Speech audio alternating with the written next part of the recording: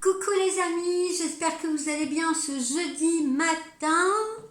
Je vous ai fait un peu des vacances avec la guidance et puis je vous ai proposé les horoscopes. Donc me revoilà avec une guidance du jour. Alors, on va commencer par quoi? On va commencer par cette carte numéro 29. Cette carte numéro 29 qui nous indique quoi? Qui nous indique que, eh bien, pour certains, vous êtes en train de sortir du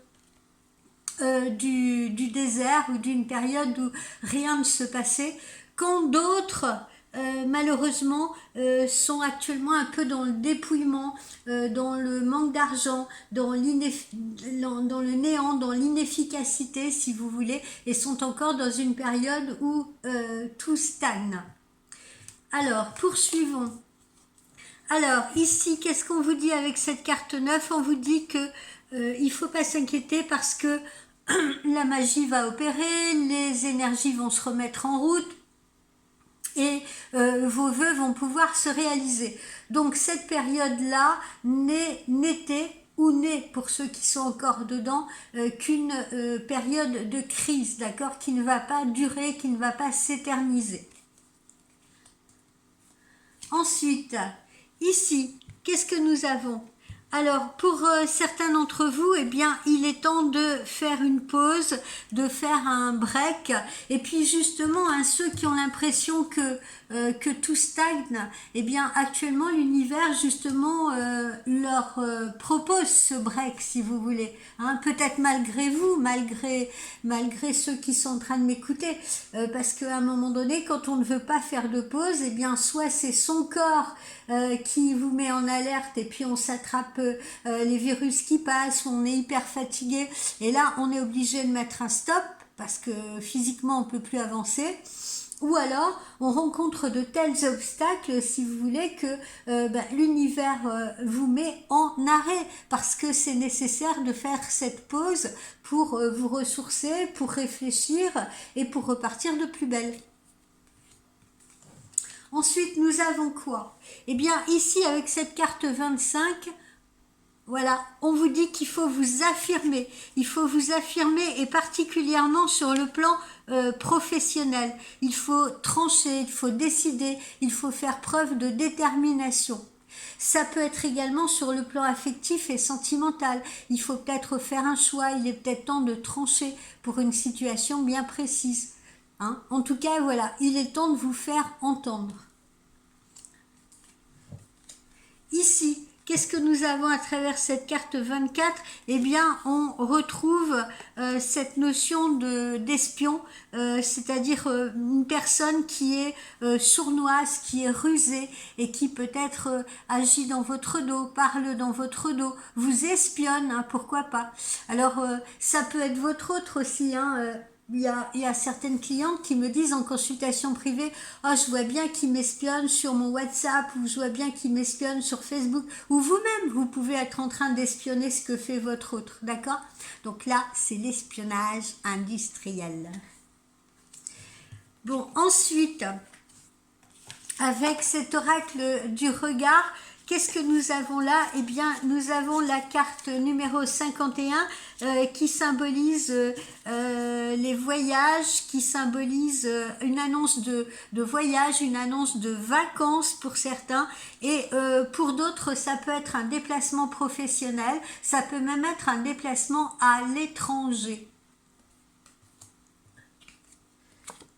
Ici, qu'est-ce que nous avons avec la carte numéro 36? Eh bien, attention à vos dépenses pour certains. On l'a vu dans certains horoscopes.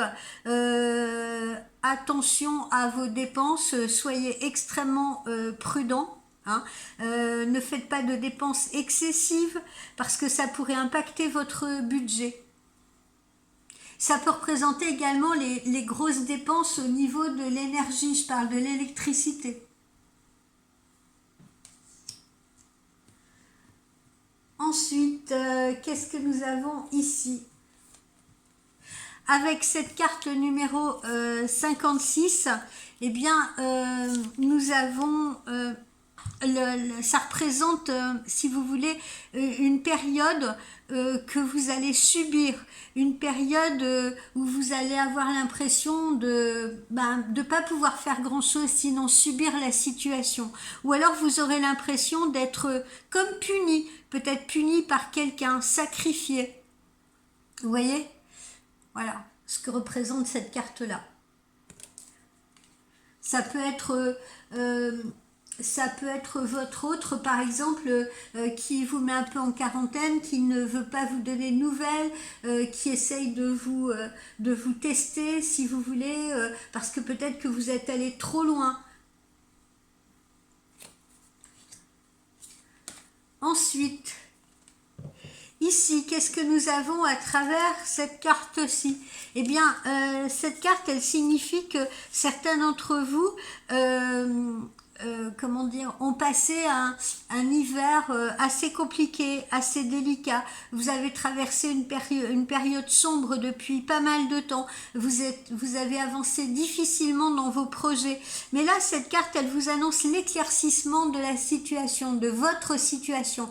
Une situation qui est arrivée à maturité, si vous voulez. Et maintenant, vous allez aller vers l'éclaircissement, vers du bon, vers le soleil. Ok ? C'est la fin de cette période sombre que vous avez traversée. Ici, avec cette carte numéro 40, c'est la carte qui symbolise le travail. Alors, c'est proposition de nouvel emploi ou bien une nouvelle affectation. Voilà, les demandeurs d'emploi vont peut-être maintenant signer un contrat. Il y en a d'autres qui sont déjà en activité, qui vont peut-être, je vous dis, changer de poste, changer d'affectation ou peut-être changer d'entreprise. Voilà.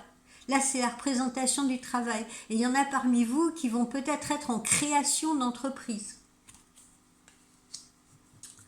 Ensuite, avec notre oracle intuitif, qu'avons-nous ici?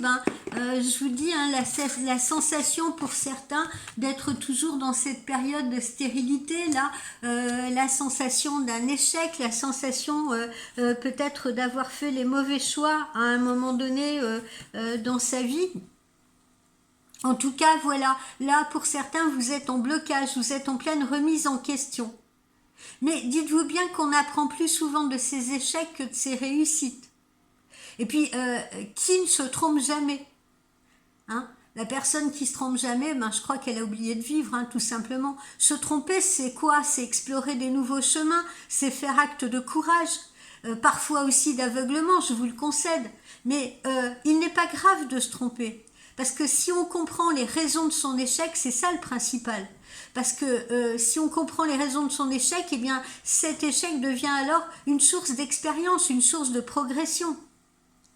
Et puis dites-vous bien que les échecs émaillent notre chemin, à nous tous, comme autant de petits cailloux qu'on a dans nos chaussures. Ils peuvent certes ralentir notre marche, mais aucun ne peut définitivement nous stopper, nous arrêter, ou arrêter notre progression. Donc, tout échec peut être bénéfique et tout échec peut être surmonté. Et même si c'est au prix, par exemple, d'un changement de cap, d'une décision à prendre, hein, on l'a vu tout à l'heure. Je ne sais plus à quel endroit. Il faut, voilà, avec cette carte de l'affirmation, hein, il est peut-être temps de changer de cap. Pour certains, j'ai envie de vous dire, arrêtez de vous entêter obstinément, vous voyez, à rester sur la même voie, parce que peut-être que ce n'est pas la bonne voie pour vous.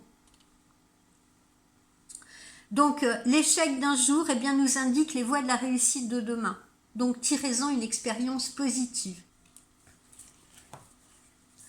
Ensuite, qu'avons-nous avec cette carte numéro 12? Eh bien, on a la carte de la rentrée d'argent. Voilà qui va faire plaisir à beaucoup d'entre vous. C'est la carte de la rentrée d'argent. Vous allez pouvoir vous faire plaisir.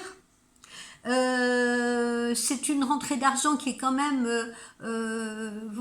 abondante. Et puis, ça ne signifie peut-être pas la fin de tous vos soucis matériels, mais en tout cas, ça va permettre de colmater certaines brèches, si vous voulez. Et votre stabilité va s'en trouver renforcée. Pour d'autres, eh bien, c'est de nouvelles opportunités qui s'ouvrent à vous. Parce que même si l'argent fait pas le bonheur, c'est quand même un gage de liberté qui va pouvoir être retrouvé et renouvelé. Voilà. Alors, il y en a peut-être qui ont subi des déconvenues matérielles, hein. Je tiens à le préciser aussi. Il y en a peut-être qui ont subi des déconvenues matérielles, mais gardez l'œil sur vos dépenses, hein. Je crois qu'on vous l'a dit aussi, voilà, tout à l'heure avec cette carte-là. Gardez l'œil sur vos dépenses, essayez de mettre un peu d'argent de côté en prévision d'un éventuel coup dur. Voilà. Ensuite, qu'est-ce que nous avons? Avec cette carte-là, numéro 6, eh bien, nous avons la carte de l'amitié, la carte des retrouvailles également, hein. Vous allez avoir de l'aide. Une personne qui nourrit autour de vous des liens sérieux d'amitié pour vous. Hein, une amitié indéfectible sur laquelle vous pouvez compter. Donc vous avez autour de vous un ou des amis qui sont fidèles et sincères. Et vous pouvez vous appuyer sur eux en cas de difficulté dans votre vie. Cette carte, elle symbolise également une ambiance sereine, une ambiance amicale au sein de votre travail par exemple, ou simplement dans votre entourage. Et puis, cette carte, elle symbolise aussi donc les retrouvailles, la réconciliation. Si vous vous êtes disputé avec quelqu'un, eh bien, vous allez pouvoir vous réconcilier avec cette personne qui éprouve pour vous très certainement des sentiments sincères et véritables. Donc, rien n'est perdu, c'est ce qu'on vous dit là. Voilà.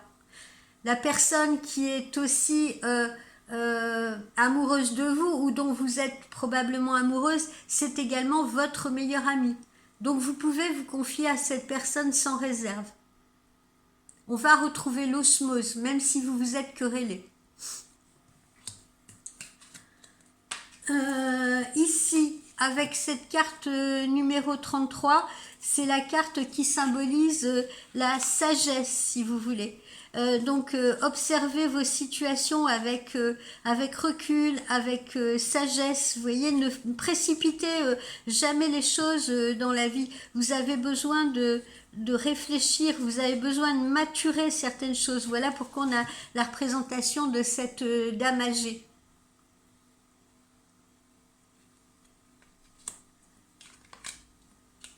Ici, nous avons la carte de la nouvelle, la carte des nouvelles.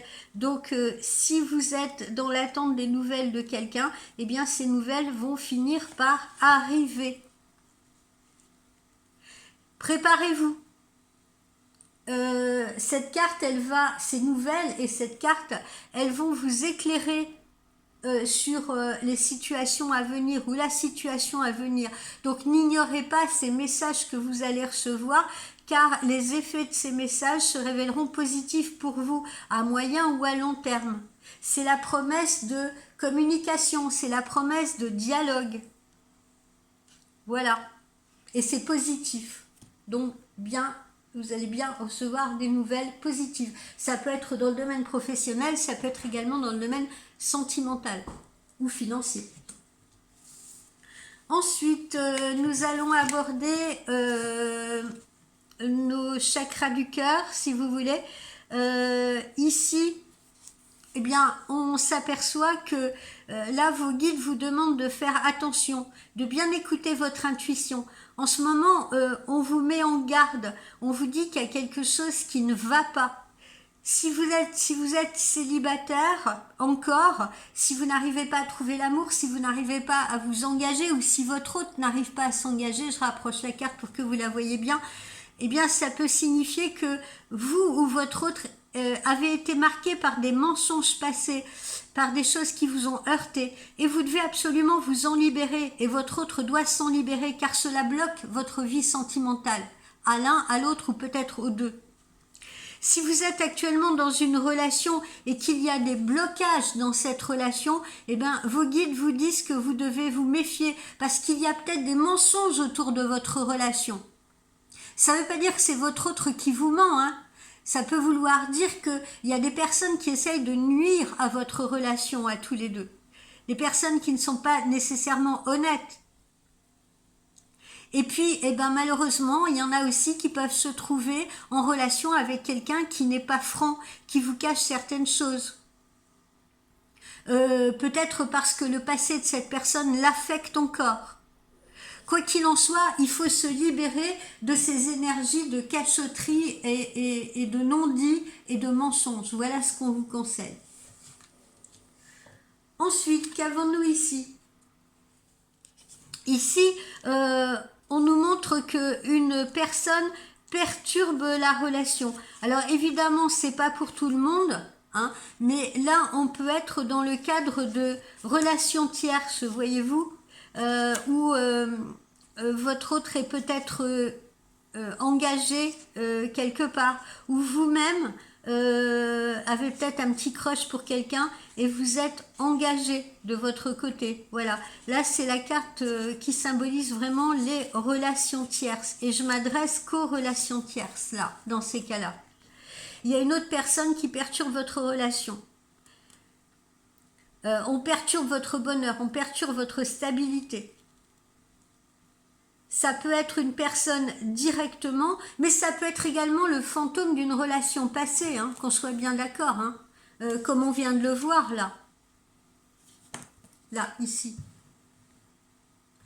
Ça peut être quelque chose qui est resté bloqué, vous êtes resté bloqué dans le passé ou votre autre est resté bloqué dans le passé et a peur de s'impliquer à nouveau.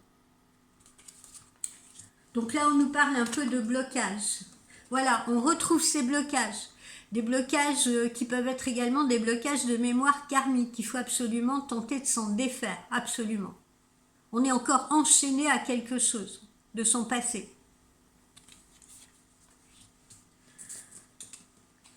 Qu'avons-nous ici? Là, on retrouve cette carte de déplacement qu'on avait eue là avec la carte 51. On retrouve la carte des déplacements. Alors peut-être pour partir en vacances, peut-être déplacement d'ordre professionnel, déplacement de loisirs et peut-être même dans une région étrangère ou frontalière. On la retrouve ici, cette carte-là. Et puis, pour terminer, eh bien, pour ceux qui sont encore libres, vous pourriez être amené à faire une rencontre, ou vous l'avez peut-être déjà faite par le biais professionnel. Vos guides vous disent que votre vie sentimentale et votre vie professionnelle vont peut-être avoir un lien. Donc ça peut être une rencontre en lien avec votre vie professionnelle ou une personne qui évolue dans le même domaine professionnel que vous. Mais il y aura, quoi qu'il en soit, un lien entre les deux. Vos guides vous disent que votre vie sentimentale, elle évolue, elle est en train de prendre un nouveau tournant. En lien justement avec cette vie professionnelle. Et encore une fois, pour certains d'entre vous, ça ne parlera pas à tout le monde. Et on sent que cette personne aura de ce fait une influence positive, éventuellement aussi sur votre vie professionnelle, parce que les deux domaines seront liés. Et ça vous apportera une évolution positive. Ça vous permettra d'être vous-même. Et vous serez donc ainsi comblé à tous les niveaux. Donc ça, encore une fois, ça ne parlera qu'à certains d'entre vous, pas à tout le monde. Alors, puisqu'on est dans l'amour, voyons ce que nous réserve l'Astro-Crush aujourd'hui. Eh bien, on nous parle déjà d'attirance, vous voyez, votre autre, ou alors si vous êtes encore célibataire, vous allez faire une rencontre, la rencontre de quelqu'un qui va particulièrement vous attirer. Là, on est dans l'attirance, d'accord? Mais je vous mets en garde aussi par rapport à l'attirance, et je crois que je l'avais déjà dit dans une autre guidance, l'attirance par le physique, il faut faire attention parce que ça veut dire que la personne n'accorde pas toujours d'importance à ce qui est en profondeur en vous. Et ça peut provoquer des échecs dans les relations. On ne peut pas baser une relation que sur une attirance physique. Mais bon, cette personne, visiblement, elle aime votre style physique. Voilà. Le problème, je vous dis, attention avec l'attirance, parce que si on est basé que sur le regard, et ben à un moment donné, voilà, quand on en a fait le tour, on peut très bien être attiré de la même façon par une autre personne. Donc essayez de trouver un équilibre là-dedans. Ensuite, qu'avons-nous? Vous pourriez être amené à avoir affaire à une personne qui est particulièrement immature. C'est une personne qui peut être incapable de faire un choix en ce moment, qui ne contrôle pas ses pulsions, qui a des difficultés à assumer ses actes. C'est une personne aussi qui va préférer, par exemple, fuir que discuter. Cette personne, elle pourrait avoir du mal à comprendre votre point de vue. Elle pourrait faire même des crises de colère sans raison. Voilà. Donc, méfiez-vous. C'est une personne qui pourrait être aussi manipulatrice parce qu'elle voudra avoir raison à tout prix. Donc, soyez vigilants si vous avez ce type de personne justement face à vous. Vos guides vous mettent en garde. Alors, ici, avec cette carte numéro 23, on nous parle de projection, on nous parle du futur, si vous voulez. Donc là, puisque j'ai dit que voilà, on s'adresse, c'est une guidance générale, eh bien ça, c'est une carte positive. Il y en a d'autres qui vont penser à l'avenir, qui vont se projeter dans une histoire avec vous. Et dont les pensées de cette personne, eh bien, elle est déjà auprès de vous, elle est déjà dans vos bras. Alors, le conseil qui vous est donné par vos guides, là, c'est tout de même de ne pas vous précipiter. Il faut quand même prendre le temps de ne pas aller trop vite. Et cette carte, elle est positive parce qu'elle parle de demain.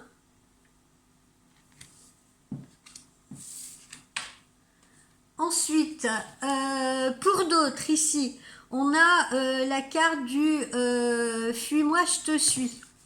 Alors ça, c'est pas une carte positive parce que c'est un jeu qui est très dangereux. Et même s'il fonctionne parfois, et même si parfois il y en a qui prennent ça comme un jeu de séduction. Là, on a affaire à une personne qui, encore une fois, peut être indécise. Sinon, elle n'aurait pas besoin de jouer à ce petit jeu. C'est une personne qui ne sait pas ce qu'elle veut, ou qui n'a peut-être pas assez de sentiments. Peut-être que c'est une personne qui ressent aussi une pression parce que les sentiments que vous éprouvez à son égard lui font peur. Donc au début d'une relation, il est quand même important de ne pas être trop insistant ou insistante et de laisser la personne venir vers vous. Voilà. Pour vous donner un exemple que je vois beaucoup en consultation privée, au début la personne elle peut être réceptive puisqu'on est en pleine séduction. Elle va vous envoyer des messages tous les jours. Et puis le jour où vous vous sentez super bien et vous osez dire à cette personne que vous avez des sentiments pour elle ou que vous l'aimez, eh bien elle va fuir.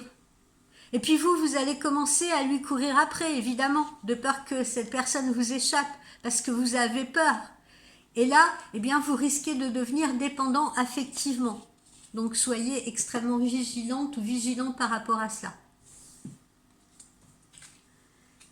Et puis ici, pour terminer avec cette carte numéro 31, eh bien, on a la carte de l'éloignement.